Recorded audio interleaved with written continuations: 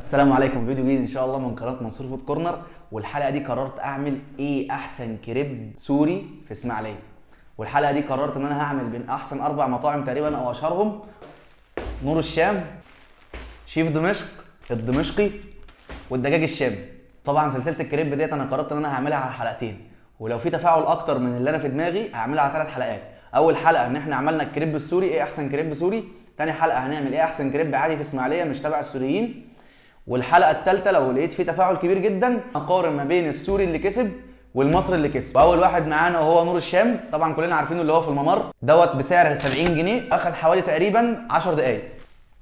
نفتح الكيس مخلل الكريب بتاعنا.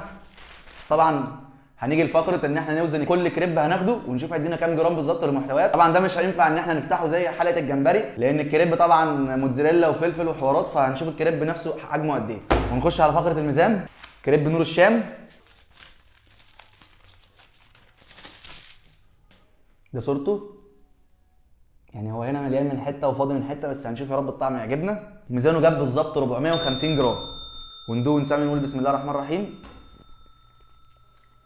الفراخ شكلها نضيف وكده، بس كانت عايزه تستوي اكتر، اللون يصفر اكتر بدل ما هو لونه مبيض كده الدقيق. هو الكريب هنا مخدوم بصراحه، حاسس بطعم الكاتشب، الفلفل، الزيتون. الفراخ طعمها كويس، مفيش تتبيله قوي طاغيه في الفراخ، مقبول بالنسبه ان هو 70 جنيه مقبول. بس اتمنى ان المره الجايه ان الفراخ نفسها يبقى الدقيق بتاعها مقلي اكتر ومدايس عليه في السوا اكتر في الزيت، عشان اللون الابيض دوت بصراحه مش مشهي قوي. العجينه هنا في الكريب كويسه، مش معجنه، السمك بتاعها كويس جدا، بتحس ان انت مش بتاكل عجينه. الفراخ نفسها حلو جدا، فبصراحه الكريب والعجينه كويس الى حد ما مقبولين. نشوف اللي بعده ونقرر نشوف هنعمل ايه. وتقييم الكريب دوت تقريبا ممكن ياخد 7 من 10. ونشوف اللي بعده. وتاني واحد معانا هو شيف دمشق، 75 جنيه واخد بالظبط 10 دقايق. ونشوف محتويات الكيس. هنا بس الكريب ومعانا كيسين كاتشب. وندخل على فقره الميزان. هو الكريب هنا تحسه مش واخد التحميره بتاعه الجريل، يعني على طول كده اكنه حاسس ان العجينه نفسها طريه شويه، يعني ممكن اللي هو اللي عمله على الجريل دوت ما حطوش على الجريل شويه حلوين. الحشو هنا كويس مقبول مليان. ونشوف ميزانه، جاب معانا بالظبط 506 جرام، يعني اعلى من التاني. وندوق ونشوف كريب شيف دمشق عامل ازاي. هنا الكريب العجينه نفسها تخينه شويه، وتقريبا برضو نفس التعليق اللي انا قلته ان هي ما خدتش تحمير على الجريل كويس بحيث ان هي تبقى مقرمشه شويه. الحشو نفسه طعمه كويس، الفراخ نفسها حلوه، في تركي جوه وفلفل الوان محسسني طعم كويس. ونفس الفكره ان هو مش خافي طعم الفراخ، لا انا حاسس طعم الفراخ. بس التعليق الوحيد على شيف دمشق ان العجينه نفسها تخينه وان هي ما خدتش جريل اكتر. وثالث واحد معانا هو الدمشقي. انا معرفش هو غير الكياس ولا ايه، اللوجو بتاعه مش موجود، بسعر 80 جنيه واخد حوالي بالظبط ربع ساعه. شوف محتويات الكيس بتاعتنا، الكريب بتاعنا و4 اكياس كاتشب، اكرم واحد في الكاتشب. ونخش على فقره نوزن الكريب بقى.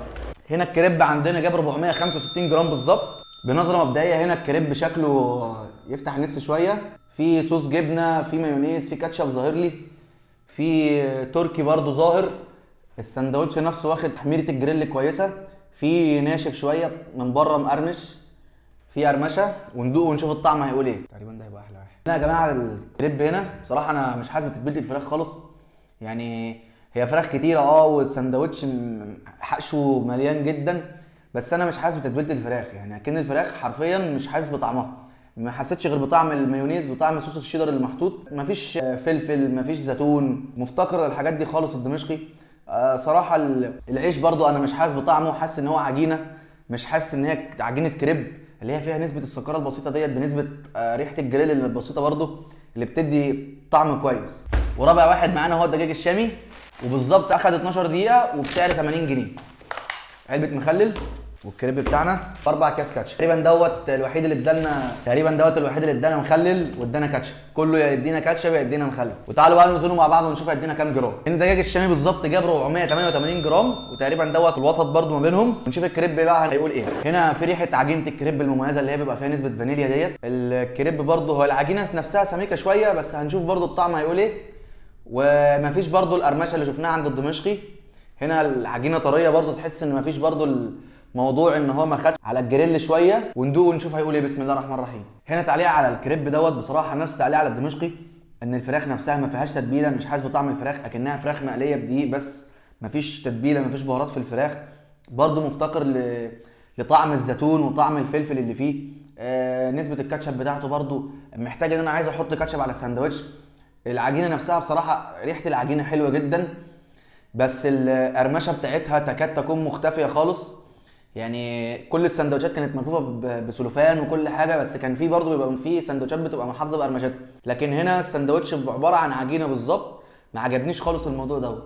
وطبعا يا جماعه كده تكون حلقتنا خلصت. اول واحد كسب معانا في الحلقه ديت وهو نور الشام. بصراحه الكريب بتاعه كويس، مقرمش من بره، التتبيله كويسه، لحد ما مقبول جدا بالنسبه لسعره. تقريبا كان سعره 70 جنيه، ارخص واحد فيهم. وتاني واحد معانا كسب وهو شيف دمشق. شيف دمشق الحاجه الوحيده اللي هو كان مفتقرها ان هو كان ياخد وش جريلا من على الكريب، وكان بصراحه يبقى طعمه كويس جدا زي نور الشام. اتمنى بقى ان انتوا تدعموني ان شاء الله، وباذن الله الحلقه الجايه باذن الله هنشوف ايه احسن كريب مصري. واتمنى ان انتوا تكتبوا لي اساميه في التعليقات بحيث ان احنا نشوف ايه اكتر المطاعم المشهوره ونجيبها باذن الله. والسلام عليكم ورحمه الله.